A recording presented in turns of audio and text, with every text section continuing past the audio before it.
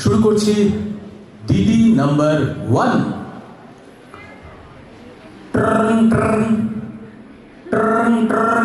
Hello, হ্যাঁ, আমি দিদি নাম্বার 1 থেকে বলছিলাম। দিদি নম্বর 1 থেকে? ও আচ্ছা আচ্ছা, হ্যাঁ বলুন বলুন, কি বলছেন? বলছিলাম আপনি কি দিদি নাম্বার 1-এ আসতে ইন্টারেস্টেড? হ্যাঁ হ্যাঁ, আমি ভীষণভাবে ইন্টারেস্টেড। আচ্ছা আচ্ছা আচ্ছা, আপনি কি তাহলে অডিশনের জন্য রাজি? হ্যাঁ, অডিশনের জন্য তো রাজি, কিন্তু কি কি লাগে সেসব তো কিছু জানি না। কিন্তু আশা তো ছিল যে দিদি নম্বর 1 একটু যাবো। পোর্টফোলিও মানে আপনি ধরুন এই বাগানে একটা ছবি, অথবা পাহাড়ে বা গাছে উঠে কোনো ছবি। হ্যাঁ, ওসব ছবি তো আছে, অনেক বেড়াতে গেছি তো, এরকম অনেক ছবি আছে। একটা জঙ্গলের ছবিও আছে, এরকম অনেক ছবি আছে। হ্যাঁ, এরকম ছবি মানে। আচ্ছা, গাছে উঠে কোনো ছবি কি আছে আপনার? না, গাছে উঠে তো কোনো ছবি নেই, তাহলে ওটা বানিয়ে দিতে হবে। আচ্ছা আচ্ছা, আপনার ওটা কবে লাগবে বলুন তো, আমার থেকে আপনি কবে নেবেন? আর কোথায় গিয়ে দিয়ে আসতে হবে একটু বলুন না। অডিশনটা যেখানে হয় আমি আপনাকে লোকেশনটা বলে দেবো, ঠিক আছে? আর আপনি কাউকে সঙ্গে করেও নিয়ে আসতে পারেন, কোনো অসুবিধা নেই। হ্যাঁ হ্যাঁ, আমার ছেলে যাবেন। হ্যাঁ, আপনি ছেলে দুজনে মিলে চলে যাবেন, ঠিক আছে? আমার ছেলে তো বলেছিল চেষ্টা করবে, আমাকে বলেছিল জানেন তো, মা আমি তোমাকে দিদি নাম্বার 1-এ পাঠাবো, আর রান্নাঘরে পাঠাবো। দিদি নাম্বার 1-এ যদি নাও পারি, তাহলে রান্নাঘরে অবশ্যই পাঠাবো। ও, আপনি আবার ভালো রান্নাও করতে পারেন? হ্যাঁ, আমি খুব ভালো রান্না করতে পারি। বাহ, তাহলে তো আমরা সেটাও দেখতে পারি। কারণ আমাদের তো অনেক সময় এরকম হয় যে পার্টিসিপেন্টরা আসছে, আবার দিদি নম্বর 1-এ তাদেরকে আবার রান্নাঘরে পাঠিয়ে দিই। ও আচ্ছা আচ্ছা, তাই? অনেক সময় আবার সারেগামা বাবা মিরাক্কেলও পাঠিয়ে ও দিই। আচ্ছা আচ্ছা। আপনার ছেলেই বোধহয় পাঠিয়েছিল, বুঝলেন? আপনার নামটা সেই কারণেই আমাদের কাছে এসেছে। হ্যাঁ, আমার ছেলে তো খুব চেষ্টা করছে মাকে একবার পাঠাবে। আচ্ছা দিদি, মানে বলছি আপনার ছেলের নাম কি রকি? হ্যাঁ, রকি রকি। ওহো, তাহলে তো আপনার ছেলেই পাঠিয়েছে। আর বলছি, আপনি কি খেলাধুলা করেন কোনো? আমি সাঁতার জানি।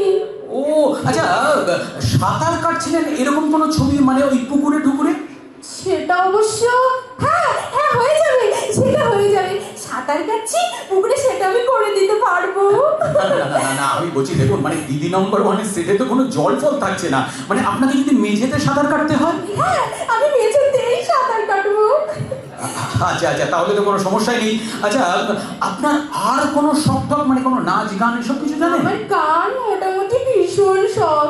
কেউ যদি আমাকে গান শেখাতো না, আমি শিখতাম। আমার এখনো শেখার ইচ্ছা আছে, কিন্তু ছেলেকে পড়াশোনা করাতে গিয়ে না আমার কিচ্ছু হয়নি জানেন।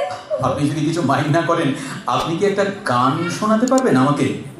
এই মুহূর্তে হয়তো আমি পারবো না। না না, এই মুহূর্তে মানে দু লাইন কোনো একটা গানের, যদি আপনি মানে যেটা ইচ্ছা হয় আপনার। এই কুলে আমি আর ওই কুলে তুমি, মাঝখানে নদী ওই বয়ে চলে যায়। অসাধারণ অসাধারণ, একটাই কথা আমি ভাবছি, কে বলেছে আপনি গান শেখেননি? আপনি তো অসাধারণ গান গান। আমার তো নিজেরই হাততালি দিতে হচ্ছে, আসলে হাতে মাইক্রোফোন তো আমি দিতে পারছি না। শুনুন না, বলছি কি, রচনাদি শুনলে কিন্তু খুব খুশি হবে আপনার এই গান। আমি কি রচনা দিকে দেখতে পারবো? হ্যাঁ, নিশ্চয়ই পাবেন। আমার না খুব দেবশ্রী দিকে দেখার ইচ্ছে ছিল জানেন, কিন্তু হয়ে ওঠেনি। কিন্তু রচনা দিকে দেখার ইচ্ছে খুব আমার, যদি একটু দেখতে পাই। পাবেন পাবেন। আচ্ছা, ওই আপনি কলকাতার রসগোল্লা গানটা জানেন? ওই দেবশ্রী দিয়ে ওই গানটা ছিল না, আরে আমি কলকাতার রসগোল্লা, আমাকে একটু ওই গানটা শোনান তো। ও আমি কলকাতার রসগোল্লা। জিও জিও জিও, কখনো বাঘ বাজারে, কখনো সেক্টর 5-এ।